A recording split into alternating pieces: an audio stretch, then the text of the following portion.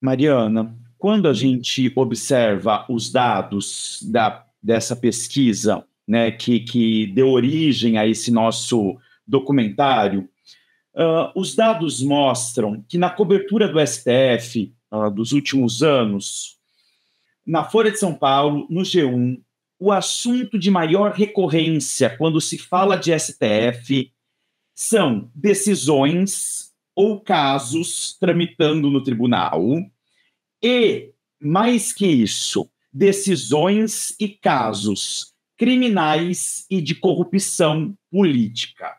Tá? Então, a gente está falando o que é que o STF decide e que ele trata, sobretudo, de caso criminal e de corrupção política. A grande maioria das manchetes e das notícias de Folha e de G1.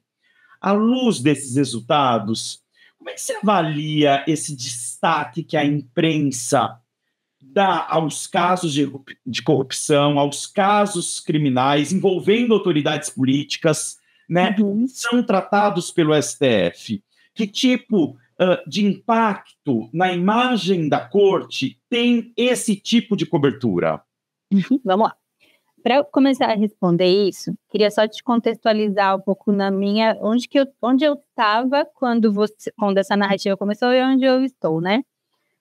Eu trabalhei na Globo 15 anos, então trabalhei entre G1 e TV Globo, fui setorista aqui por 10 anos, né?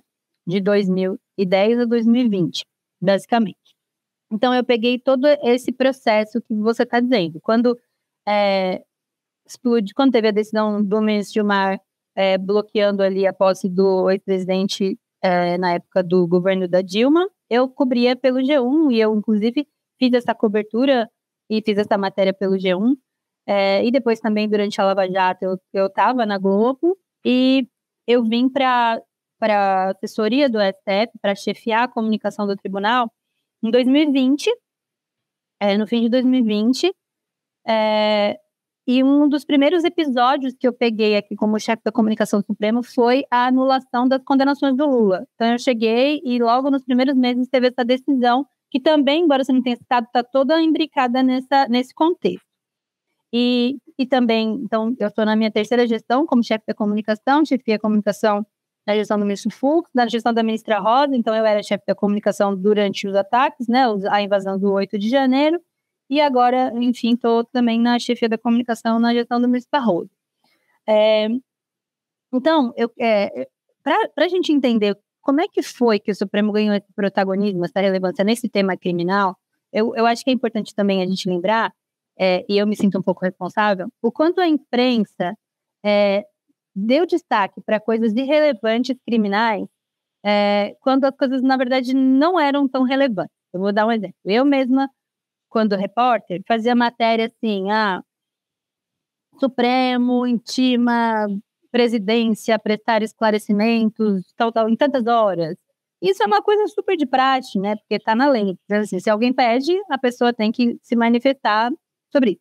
Então, isso que eu comecei, esse processo que eu mesma participei de construção, quando a gente percebeu, e eu acompanho sempre quando no G1 acompanhava a métrica da audiência, né? Quando a gente percebeu que dava audiência, falar de Supremo, falar de Moro, falar de Lula, e depois Bolsonaro, que entrou depois dessa palavra, então a gente fazia qualquer coisa. Então o processo dava uma mexidinha e o ministro tal pedia informações que estão previstas em lei, já virava a manchete do G1, que era uma coisa irrelevante, mas a gente também não dava o peso para isso, para dizer que era praxe, e aí ficou ali, o Supremo acabou entrando numa linha de tiro de conflito, muito também fabricado por essas notícias, e aí numa época de rede social, isso repercute muito, e as pessoas se engajam nisso, e cada vez esse tema dá mais audiência. Então, acho que um pouco disso tem muito a ver dessa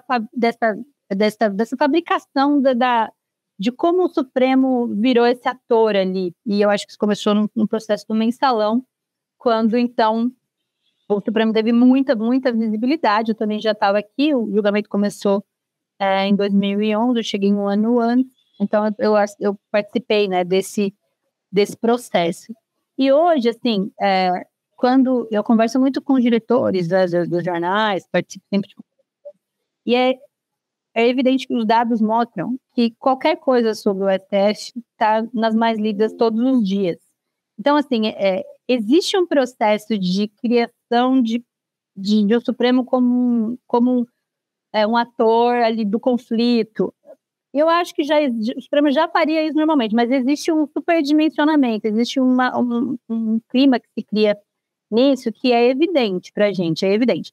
E aí a gente, assim, desde que eu assumi, por exemplo, a chefia da comunicação, eu passo muito tempo do meu dia tentando desconstruir esse tipo de matéria que transforma o Supremo num ator de conflito, quando na verdade o Supremo está só cumprindo seu papel mesmo. E é isso que eu estou falando para você, acontece muito nos casos criminais, porque a lei penal ela é muito específica, tem prazo de tanto para responder tal coisa, prazo de tanto... E aí isso acaba virando uma notícia, como se fosse uma cobrança do STF em cima. E aí, quando, por exemplo, eu mesma no G1, 15 matérias de... A STF abre inquérito contra Renan Calheiros, aí depois eu fiz 15 matérias de arquiva. Porque é isso, assim, a gente... quando se pede, na verdade, um inquérito, é o PGR que pede. E o Supremo sempre instaura, não existe não instaurar. E quando a PGR pede para arquivar, o Supremo sempre arquiva. E aí, isso, a imprensa também deixava de lado o papel que a PGR tem como titular da ação penal para colocar o Supremo como ator investigativo, policialesco desses casos criminais.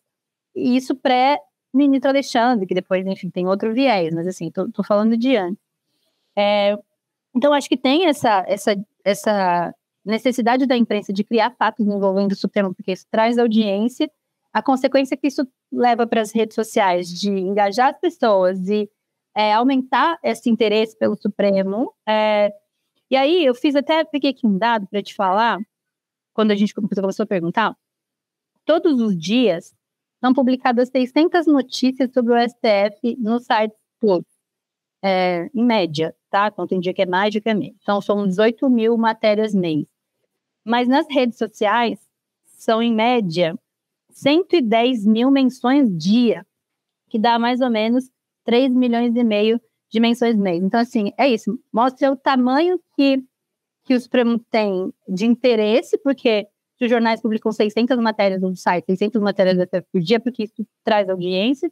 E a mesma coisa se isso gera um engajamento de 3,5 milhões de posts mês nas redes sociais, é porque isso movimenta. Eu acho que tem o fator de que, de fato, o Supremo decide as questões mais importantes do país, a Constituição ampla faz com que tudo chegue ao Supremo e tudo tem que ser decidido aqui, mas tem também um fator de criação por parte da mídia de aumentar o interesse porque aquilo dá audiência. Então, eu tenho esses dois vieses, sabe? E aí, quando a mídia percebe que tratar o Supremo como esse ator tão protagonista em casos criminais, isso leva impacta, você acha, na imagem dessa corte como uma corte política? Acho que sim, porque é isso. Você tem a Suprema Corte, que originalmente a função principal é a análise das questões constitucionais, né, da validade constitucional das leis, etc. E uma exceção que é tratar dos casos criminais envolvendo pessoas com prerrogativa de foro. E quando a imprensa explora, por exemplo, todos os dias, a gente tem, todas as semanas, centenas de casos de questões constitucionais são tratadas aqui. Mas a cobertura da imprensa não é para os casos constitucionais, a não ser que seja um caso muito relevante, assim, uma história que tá... É para isso, é para Lava Jato, é para os inquéritos. E eu estou falando como tendo a experiência dos dois lados, né? Tendo vivido a experiência como repórter, porque eu sempre, as matérias eram sempre do criminal, mesmo se tivesse uma decisão muito relevante constitucional, mas tivesse um andamento processual criminal, isso era mais importante, porque dava mais audiência, envolvia os atores que traziam audiência para o veículo do que a questão constitucional, que, na verdade, é originalmente a função do STF. E aqui, do meu ponto de vista agora de chefe da comunicação do tribunal, a dificuldade que tem de fazer a imprensa se interessar pelo conteúdo do tribunal, que é o conteúdo original de sua função, né, de analisar questões constitucionais e de valorizar os julgamentos constitucionais, porque nessas questões, eu acho muito importante, assim, dizer, o Supremo não é onde a imagem do Supremo é arranhada ou é contaminada, porque nas questões constitucionais costuma ser um tribunal bem coeso, bem coerente, não tem briga em julgamento constitucional. E assim, raramente tem uma divergência, mas é sempre uma divergência ali dentro das questões legais, das questões jurídicas. Mas quando é o criminal, que envolve torcida, envolve paixão, né? Aí, enfim, geralmente tem bate-boca, um fala alguma coisa, o outro. E aí volta também o lance de que a gente julga, né, em frente às câmeras, e os ministros estão ali expostos todo o tempo, em seus momentos, né? Porque, assim, todos os tribunais julgam questões criminais, né? E aí, às vezes, tem um bate-boca ali e tal, faz parte, né, do dia um tenta mais com o outro e tal. Mas quando você está em rede nacional, uma coisinha já vira uma grande coisa. E aí também volta a falar que quando o repórter estava acontecendo um julgamento chatíssimo, eu não estava prestando atenção. Mas aí eles começavam a bater boca, eu parava tudo e começava a anotar, porque aquilo ali ia dar o clique. Então, acho que é isso, assim, a cobertura que trata o Supremo como um caça-clique e não cobre a sua função principal, que é julgar questões constitucionais. Isso é uma realidade. Eu queria trazer esses dados que a nossa pesquisa de Folha G1 de 2019 a 22, 30%. 30% nos dois, 31% e na Folha e 36% no G1 tratam de questões aí de controle da constitucionalidade. Né? Então, tá muito coerente com o que você está falando, né? E isso, né, Mariana, porque no mundo todo a gente tem também contato com pesquisas que a maior parte das pessoas sabem sobre tribunais como o STF a partir dos meios de comunicação, né? A partir da grande imprensa. E aí, qual seria, então, a responsabilidade, na sua visão, da mídia em colaborar, de um lado, com a transparência dessa corte, de seus processos, e, por outro, da legitimidade do trabalho dessa corte? Como é que você avalia, se você acha que seria ou teria que ser uma responsabilidade da imprensa e da mídia, uma preocupação ao menos, considerando que a grande maioria das pessoas utilizam esses canais para se informar sobre o STF, será que a imprensa, na sua opinião, teria essa responsabilidade de transparência e de legitimização, né, de legitimar o trabalho dessa corte? Então, eu acho que sim, acho que a imprensa deveria ter uma preocupação maior com a institucionalidade, com a instituição e com as decisões que verdadeiramente impactam e que podem impactar a vida das pessoas, em explicar. Mas é isso, acho que, infelizmente, de uns anos para cá, você tem uma busca maior por audiência, e essa disputa com as redes sociais fazem com que as empresas de jornalismo migrem para esse caminho. Então, eu acho que deveria, sim, ter um envolvimento maior. Mas a gente dialoga muito com as associações, a BET, a NJ, a gente está sempre em canais de diálogo, assim.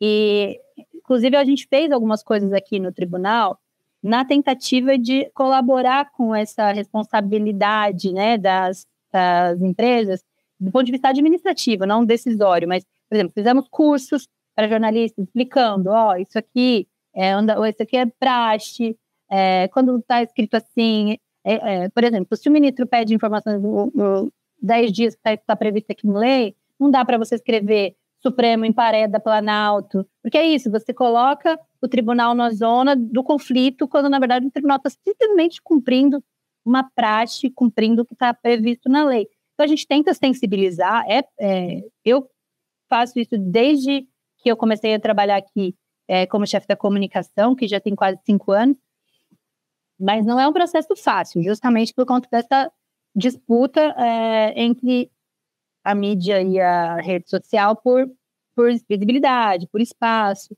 Então, acaba que o jornalismo se deixa levar para temas que trazem mais audiência para poder também competir e não perder esse público. Eu não estou nem dizendo que é por maldade, estou dizendo que é para poder atrair as pessoas. Só que nesse processo de atrair o clique, você acaba contaminando mesmo e às vezes distorcendo o papel que aquela instituição está cumprindo. Então, essa é uma preocupação real da minha parte. Então, além do curso que eu falei que a gente já fez 2 temporadas desde os últimos anos, tem também conversas constantes com setoristas. Como eu fui setorista há 10 anos aqui, todos eles me conhecem, as portas aqui do gabinete são abertas. Eles entram aqui, eu ligo para eles, explico, falo, olha, tá muito esquentado ou não, enfim. A gente tenta conversar, mas é claro que tem também algo que perpassa isso, né? Então, às vezes, quantas vezes você conversa com um repórter e eu falo, pô, essa matéria está esquentada. Aí fala assim, não teve jeito, tentei derrubar, mas o meu chefe me falou que tinha que fazer, porque vai dar clique. E depois dá mesmo, sabe? Então é isso, assim, esse processo. O que você está me falando aqui, a preocupação pela audiência, pelo clique, pelo engajamento, ela é maior do que uma possível preocupação em tornar a informação clara, a informação precisa. E aí, para isso, a gente também, era uma outra coisa que eu ia falar, a gente, desde 2020, olha só, em 2020, quando eu cheguei aqui, a gente só tinha conta no Twitter para replicar as matérias no site e conta no YouTube para poder transmitir as sessões. Então, o que a gente fez de 2020 para cá? Ainda um pouco antes de eu chegar, foi criado um espaço, ainda não era uma coordenação, era um núcleo de redes sociais com 3 pessoas, que depois a gente acabou estruturando numa coordenadoria e hoje tem uma gerência de redes sociais, que a gente tem uma equipe de 10 pessoas que fazem conteúdos em 7 redes, né, sociais, para justamente ter essa comunicação direta, já que a gente não consegue que a imprensa faça essa comunicação da informação que a gente entende que precisa chegar ao cidadão, sobre o papel do Supremo. Então, o que as redes sociais permitiram de comunicação direta, o Supremo também aproveita disso para tentar chegar. Só que é óbvio que a gente tem muito hate, né, nas nossas redes. Então, tudo que a gente posta é tudo muito comentário negativo, manda prender tal pessoa, às vezes ameaça. Então, a gente sempre ali tem que lidar com uma repercussão ruim, mesmo quando a gente está trazendo conteúdos informativos relevantes. Então, você tem que lidar ali com aquela reação ruim que você sabe que vai vir. Então, é isso, assim. Além de tudo, a gente também faz essa comunicação direta justamente porque a imprensa não que não faça, faz, mas, assim, a gente entende que faz pouco e poderia fazer mais, né?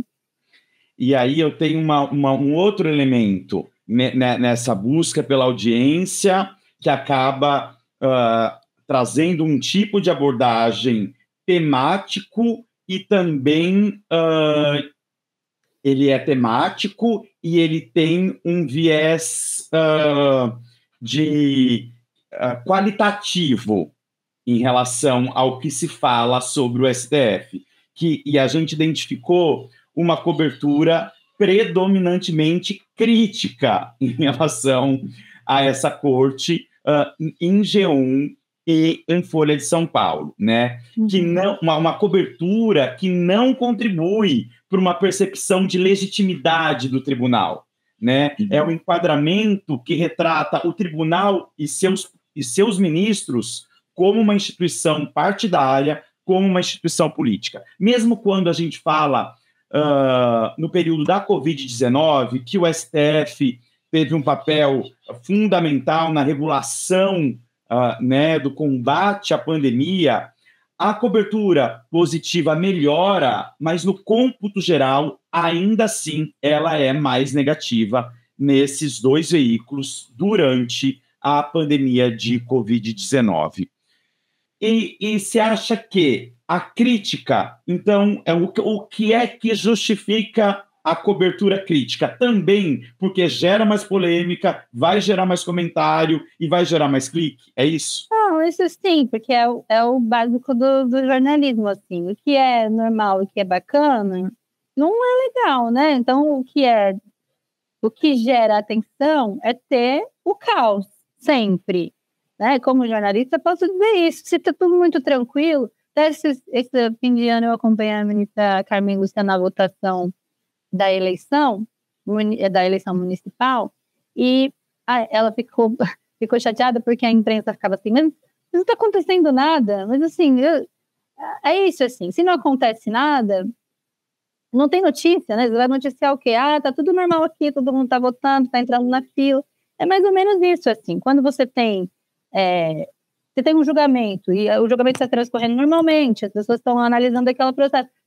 Qual é a graça, né? Uma graça não é melhor quando você tem, e o Supremo hoje está analisando a medida do Bolsonaro, sempre muito personalizado, sempre muito politizado. E assim, eu nem vou dizer que às vezes não é, porque às vezes tem alguns movimentos mais politizados ou mais personalizados.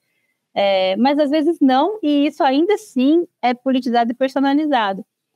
Eu tenho uma medida que eu apliquei aqui, adotei aqui no Supremo também desde que eu cheguei, que para muita gente não faz diferença, mas eu acho relevante. Eu despersonalizei todas as notícias no site do STF. Desde que eu comecei aqui em 2020, em 2021, eu comecei a adotar isso, a gente não coloca mais matéria com foto de ministro em decisão, e nem o nome do ministro no título da matéria. Por exemplo, Alexandre de Moraes autoriza... Então, é tudo, STF autoriza a operação, para o bem ou para o mal, assim, se é uma coisa positiva ou se é uma coisa negativa. Mesmo sendo uma decisão monocrática, a gente entende que é uma decisão do tribunal. Então, STF faz tal coisa, determina tal coisa.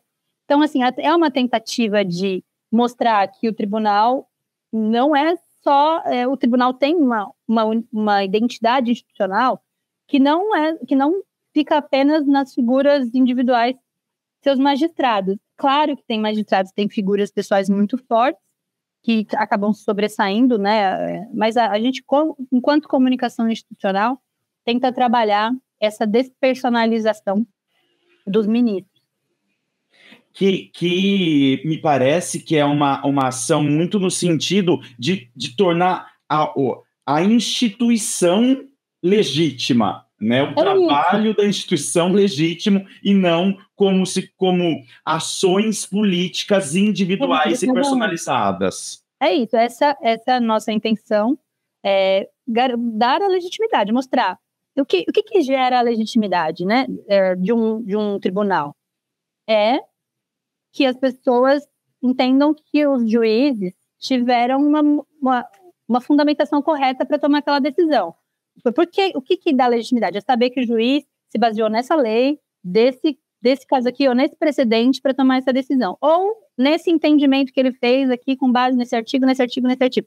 Então, o que dá legitimidade a um tribunal é você explicar qual foi a motivação ou qual foi a razão de decidir daquele caso. E muitas vezes a imprensa não faz isso. Então, muitas vezes a imprensa faz assim: Gilmar Mendes solta rei do lixo. Aí, enfim, aí você lê a matéria. O Gilmar Mendes mandou soltar o rei do lixo. Você não sabe o que ele colocou, o que ele aguentou. A pessoa já tinha entregado o passaporte, ou já tinha... Então, na comunicação institucional, a gente tenta sempre valorizar e dar muito destaque para a fundamentação das decisões, para que esteja claro ali a razão daquela decisão, seja ela positiva ou negativa.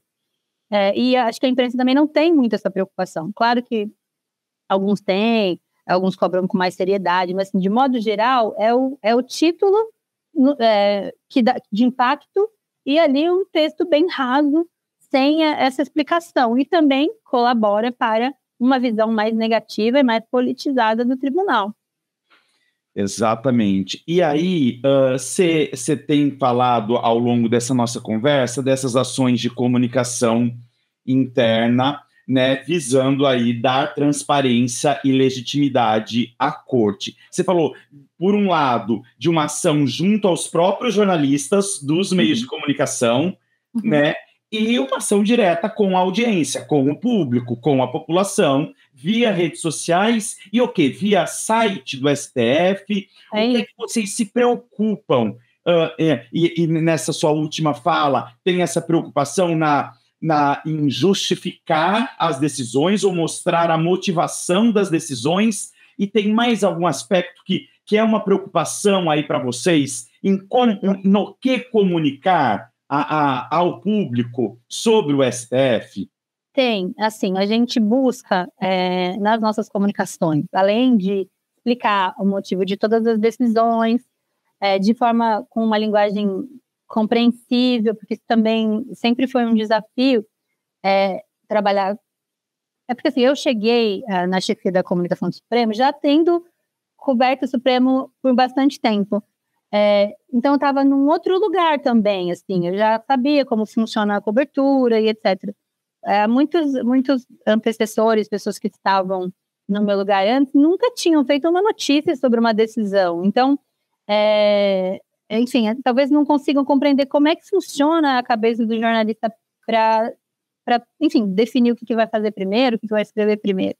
Então, eu sempre tive uma preocupação de tradução, e isso é difícil porque às vezes você traduz e os ministros reclamam, né? Falam, mas não era bem assim e tal. Mas eu sempre tive, mesmo na comunicação institucional, essa preocupação de uma linguagem mais simples.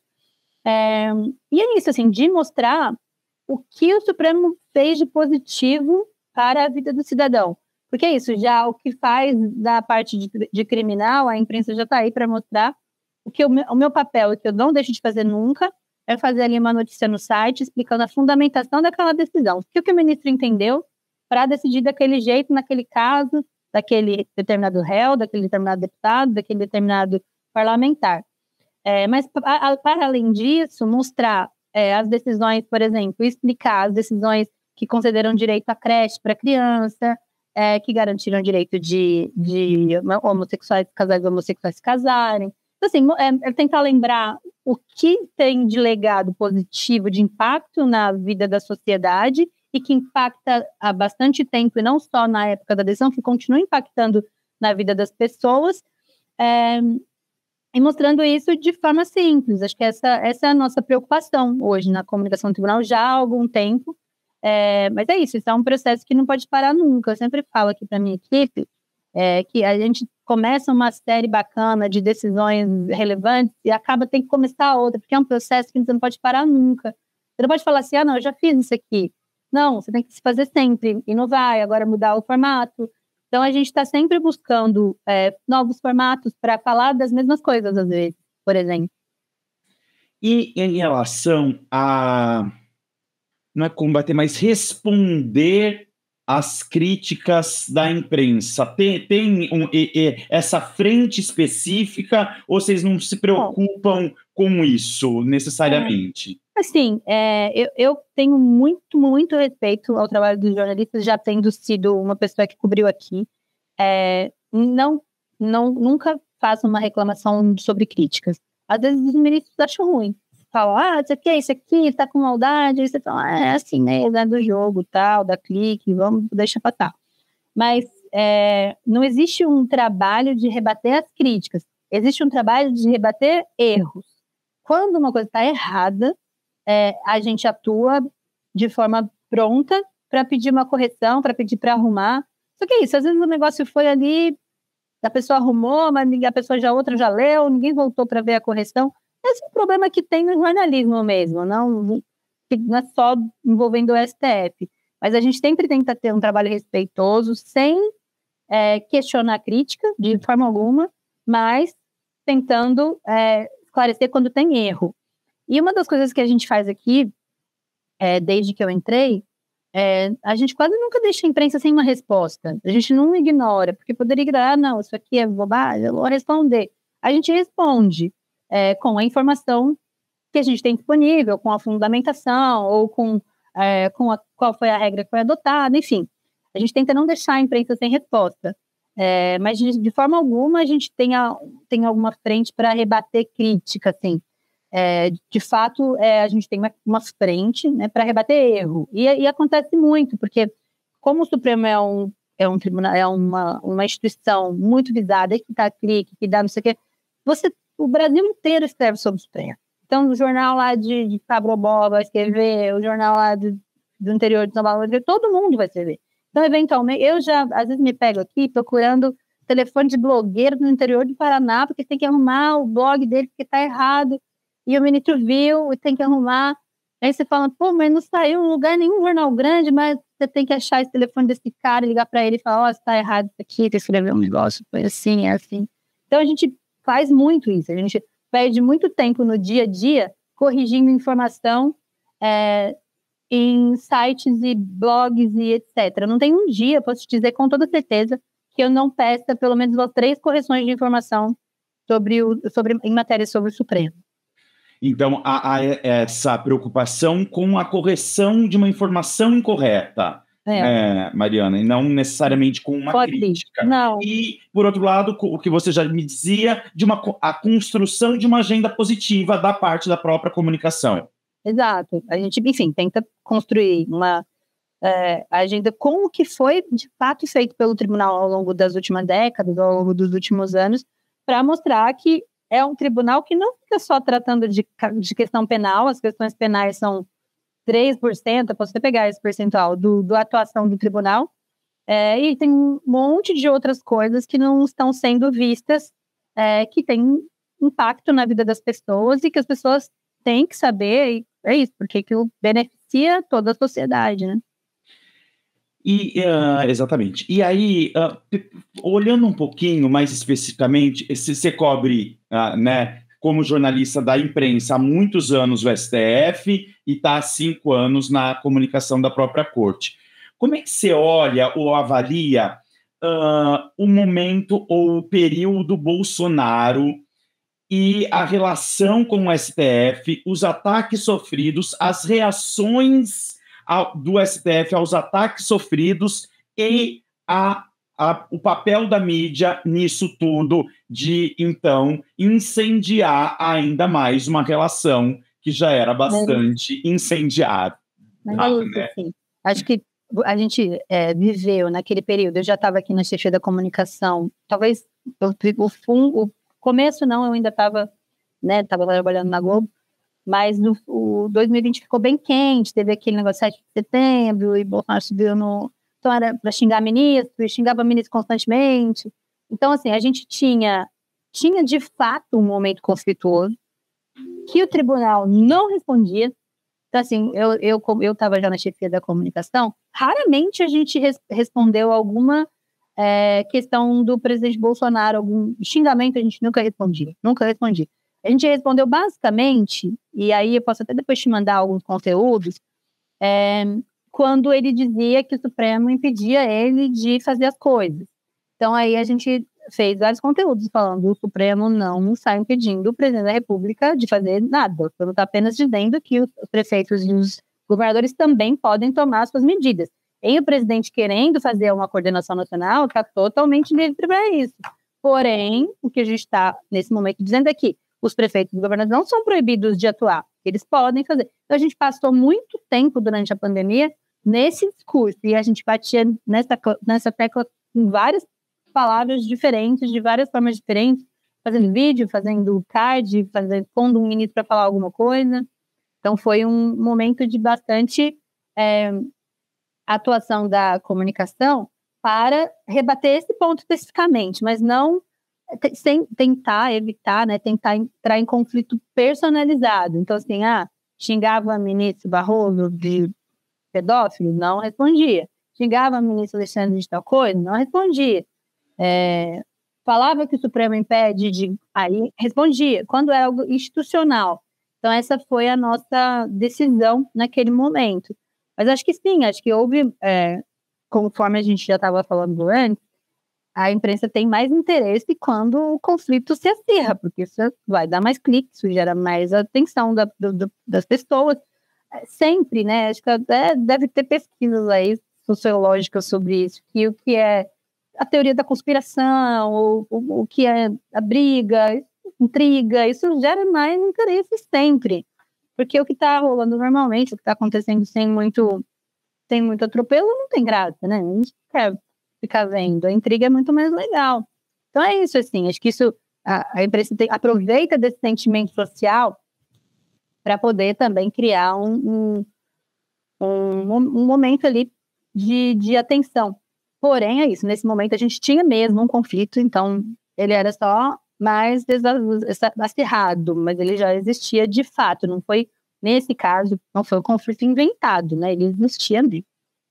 E aí o papel da comunicação interna do STF era defender a instituição também naquilo que se falava, você me falava, a gente se preocupa em corrigir erro. E me parece que era mais ou menos a mesma postura em relação nas respostas ao Bolsonaro, né? Corrigir naquilo a gente fala, corrigir fake news. Porque nesse caso, assim, quando com a imprensa, corrigir erro a imprensa, você liga, o jornalista, eu tenho isso muito claro para mim. O jornalista não quer errar. O jornalista, ele não tem o compromisso com o erro, o compromisso dele é com o acerto, né? Então, para o jornalista, errar é ruim. Então, se você vê que uma matéria está errada, o jornalista logo se prontifica a corrigir. Só que o problema é que tem gente que não está querendo corrigir, está querendo dar a informação correta, está querendo dar a informação que quer que circule. São as famosas criação de narrativas, etc. e tal. Então, essas pessoas são as mais complicadas, porque não adianta eu falar, olha, deputado X, isso aqui não é verdade, isso está falando no plenário. Não decidiu assim, porque ele não quer. Por exemplo, a gente teve recente uma história desse nível, assim, o Supremo decidiu que não pode mais colocar o nome da mãe, que a partir de agora o nome da mãe não vai estar mais na certidão. Não sei se você lembra dessa história. E aí, porque, na verdade, o Supremo tinha decidido que quando você tem um nome social, né, por exemplo, uma mulher que é casada com outra mulher, ou trans, você coloca o nome que a pessoa tem ali. Eles permitiram isso, mas isso não quer dizer que a partir de agora vai ser obrigado, entende? Eles ficavam criando umas coisas assim, agora o Supremo está dizendo que só mãe trans vai ter um nome. Era uma bagunça, uma grande confusão. Quando, na verdade, você olhar, isso não é meio óbvio, é o direito daquela pessoa trans, daquela minoria também de registrar o filho no nome dela, mas isso não quer dizer que se eu sendo um casal hétero, homem e mulher, eu não vou, claro que eu vou registrar com o nome do pai e da mãe. Então, assim, a gente, e parece bobo quando a gente fala uma coisa dessa, mas isso vira na rede social um post com 3 milhões de curtidas, e aí como é que você depois resgata isso? Então, além de ter o compromisso com a imprensa, de tentar corrigir erro, a gente também tem que rebater essas narrativas falsas que tentam descredibilizar ainda mais a imagem do tribunal. E isso é fato. Isso acontece realmente. Assim, as pessoas distorcem as decisões para criar um movimento anti-STF. E, de novo, assim, acho que tem decisões que são complexas, tem decisões difíceis, mas tem decisões que não são e que há um clima ali criado para que as pessoas não entendam, para que o cidadão não entenda o que foi decidido. Quer dizer, e diante da pessoa que criou um conteúdo justamente propositadamente falso para causar um desconforto, para causar uma politização, para causar um conflito, como é que se age, né, em relação a essas pessoas que propositadamente estão criando narrativas falsas, fake news e notícias justamente para gerar o conflito e para deslegitimar essa instituição? E aí tem como agir? Então, é para isso que a gente tem o nosso inquérito mais polêmico aqui com o nosso ministro Alexandre. Isso é decidido jurisdicionalmente no inquérito do ministro Alexandre, mas também no ponto de vista de comunicação, do ponto de vista administrativo, a gente também tem uma atuação que é completamente separada da atuação jurisdicional. Eu não sei o que o ministro Alexandre está investigando, mas eu consigo mapear na rede social qual é o tema errado que está precisando ser corrigido. E aí a minha equipe faz um conteúdo esclarecendo aquela fake news ou aquela informação, para além de se isso está sendo investigado, se isso está na PF, se isso não está. A gente não tem nenhuma vinculação jurisdicional quando a gente trata de comunicação institucional. É uma atuação de comunicação mesmo. Tem uma informação errada aqui circulando, essa aqui a gente vai ter que rebater, porque já tem mais de X mil compartilhamentos e com o que a gente leva em conta? A quantidade de acesso, de compartilhamento, se já foi para 2 ou 3 redes, se só ficou em uma, a gente aguarda um pouco. Tem um problema que é você rebater a coisa e fazer ela crescer mais, né? Então, a gente avalia se ao desmentir aquilo, a gente não vai estar causando um problema maior, ou se a gente chegou num ponto que o problema está posto e não tem mais o que fazer. Então, é tudo uma análise de estratégia mesmo, de comunicação, para além do que está sendo investigado, né? E para a gente finalizar, você acha que é exagerado, que faz algum sentido?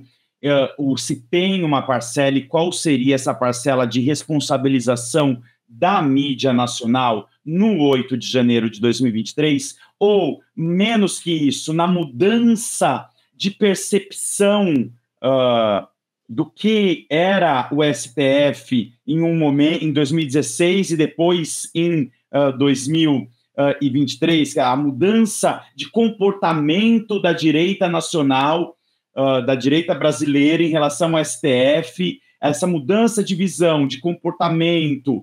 Você acha que a mídia tem uma parcela de responsabilidade nisso? E essa mudança de percepção, na verdade, desemboca no 8 de janeiro de 2023, né? Ou você acha que é uma análise exagerada? Olha, eu não vejo, assim, responsabilidade, não. Acho que eu vejo mais responsabilidade das redes sociais, das plataformas de redes sociais, ao permitir essa circulação de informações falsas que criam uma percepção equivocada nas pessoas, porque essas pessoas que vieram aqui quebrar o tribunal no dia 8 de janeiro são as pessoas que vivem na rede social, não são as pessoas que leem os jornais, são as pessoas que assistem no Jornal Nacional, que estão ali esperando para ver a notícia, ou que é a pessoa que lê o título da matéria, não é a pessoa que vai lá para ver que o ministro decidiu, por que o ministro decidiu assim, qual foi o motivo dele. É isso, assim, uma vez até o ministro aqui falou uma coisa, né, ele estava fazendo uma palestra aqui no Supremo para influenciadores digitais para explicar o funcionamento do Supremo. E aí ele falou que uma vez uma pessoa chegou nele e falou assim, ministro, não concordei com a sua decisão, o senhor está errado, a sua decisão é muito ruim para o país. Aí o ministro falou assim, o senhor leu a minha decisão? Aí ele falou assim, eu li que o senhor decidiu assim. Não, eu quero saber se você leu a minha decisão. Se você viu por que eu entendi desse jeito. E aí ele falou assim, não lê a minha decisão. Lê a minha decisão para que você consiga compreender por que eu decidi desse jeito. E é isso, as pessoas não leem as decisões, as pessoas não entendem, as pessoas sabem que uma decisão foi tomada, mas não têm o menor interesse de entender por que tal decisão foi tomada. E aí, nisso, a gente volta, tem uma pequena responsabilização da imprensa que também poderia dar mais espaço para explicar, mas eu não vejo como culpa da imprensa, eu vejo como culpa mesmo desse ecossistema digital que ajuda a tornar as pessoas cada vez menos capazes de compreender as coisas, sabe? Então, eu não culpo muito, não, nesse aspecto. Eu acho que tem um problema mais amplo na nossa sociedade de que as pessoas deixaram de se informar mesmo pelos meios tradicionais e estão cada vez mais se informando por notícia de Zap e post no Instagram. É uma realidade.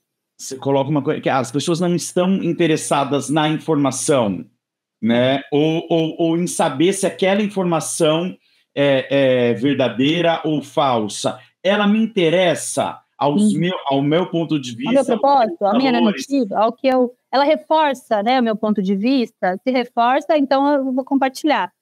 Essa desse daqui não reforça, então deixar que é bobo, isso aqui não presta. Acho que é isso, assim, você tem uma sociedade que está... Isso é um fato, né?